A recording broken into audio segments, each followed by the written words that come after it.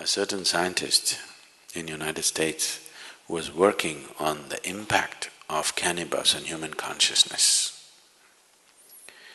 For almost 18 years, the United States government gave him 30 kgs of marijuana per year to experiment. 18 years of experimentation, he produced nothing. So during the late 80s, when the drug situation was getting bad and they cut this quota, 30 kgs of marijuana that they were giving him, there's nothing doing.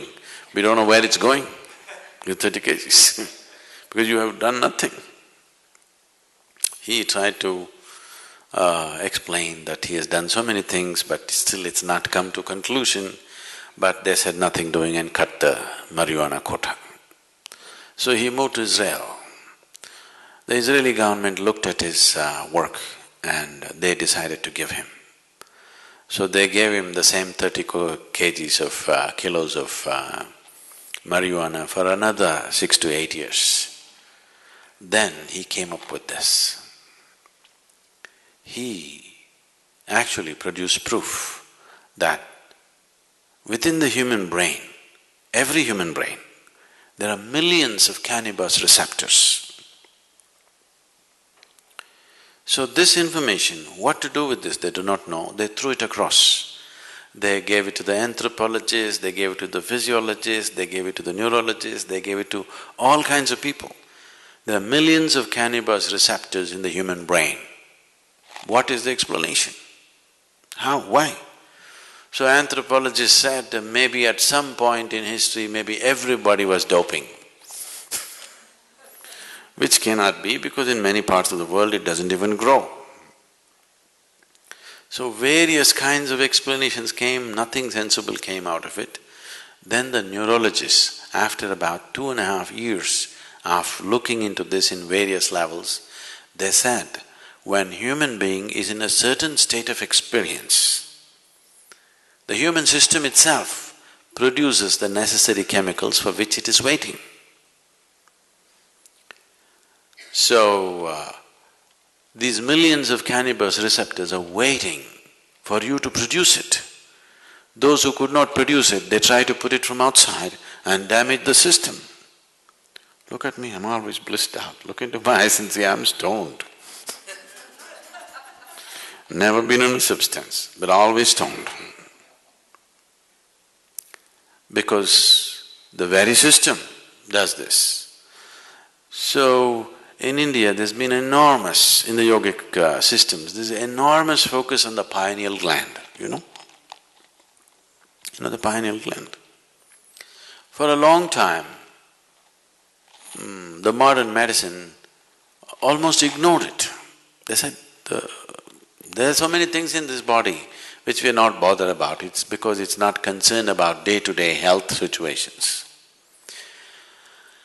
Today, the maximum that they have come to is, they are beginning to say the secretions of the pineal gland, if they are on, if they are active, there will be no mood swings in you. That's not the point. There is a whole system of yoga to activate the pineal gland. If you activate this and if it generates sufficient amount of secretion, you will be ecstatic every moment of your life.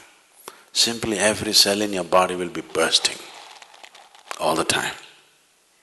Now when you're like this, if you eat, if you don't eat, if you sleep, if you don't sleep, nothing matters because you're blissed out.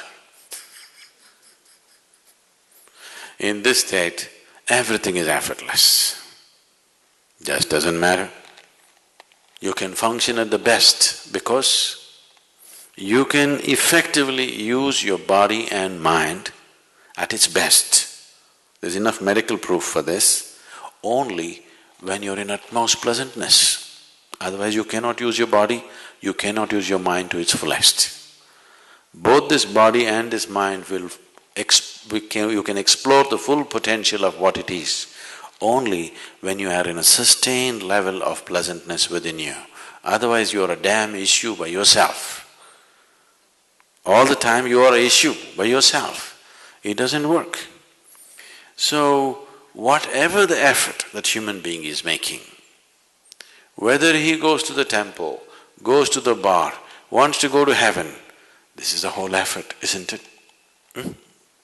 Isn't this the whole effort? He wants something larger than what is happening now to happen to him. Isn't it so? Isn't that the reason why he is drinking, why he is praying, why he is drugging and why he thinks he wants to go to heaven? He wants something more to happen, isn't it? Look at this simply. Something more will happen only if your perception is enhanced, not otherwise. Is that so? So the whole system of yoga is only focused towards enhancing your perception. If your perception is enhanced, something more, you don't have to look for it. It is happening in such proportions, you have to learn to handle it. Big things will happen.